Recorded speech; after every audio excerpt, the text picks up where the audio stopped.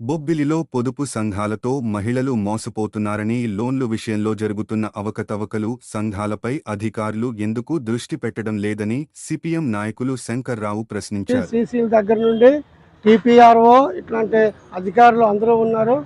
ఈ పొదుపు సంఘానికి లోన్లు వాళ్ళే బ్యాంకుకి తీర్మానం రాయడం, లోన్లు తెప్పించడం అన్నీ చేస్తారు. జమ అయ్యేటప్పుడు కూడా వాళ్ళే బాధ్యత పెట్టి చేయాలా. కానీ ఈరోజు బొబ్బిలి పట్టణంలో చాలా గ్రూపుల్లో పొదుపు సంఘం మహిళలు చాలామందికి అక్రమాలు, చదువు రాదు, వాళ్ళకి తెలీదు ఈ లావాదేవీలన్నీ. ఇవన్నీ చూడాల్సిన బాధ్యత మెప్మా వాళ్ళదే. అవేవి కూడా చూడకుండా ఈరోజు చాలా మటుకు ఇప్పుడు మీ పొదుపు గ్రూప్ పేరు ఏం పేరమ్మది? శివరామ గ్రూప్ అనేటువంటిది బండారు వీధిలో ఉంది.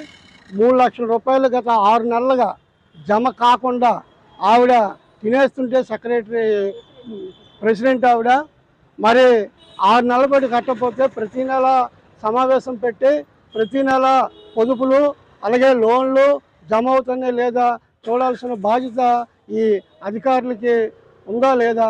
వాళ్ళంటే అమాయకులు మహిళలు చూడరు, వాళ్ళకి పద్ధతులు తెలీదు.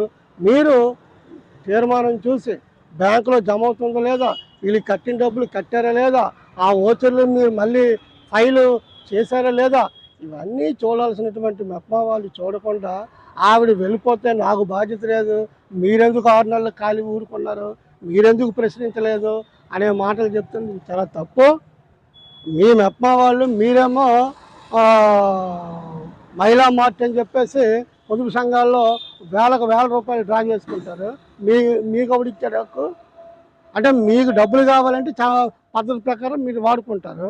కానీ వీళ్ళ సమస్యలు వచ్చేసరికల్లా మీరే పడండి, మీరే వాళ్ళని తీసుకురండి, మీరే వాళ్ళని అడగండి, మీరెందుకు 6 నెలలు ఉన్నారు, వీళ్ళు అడుక్కొని వీళ్ళే అన్నీ చేస్తే మీరెందుకు ఈ మున్సిపాలిటీ ఎందుకు ఇక్కడ? వీళ్ళకి జీతాలు ఎందుకు, పని ఏంటి వీళ్ళకి?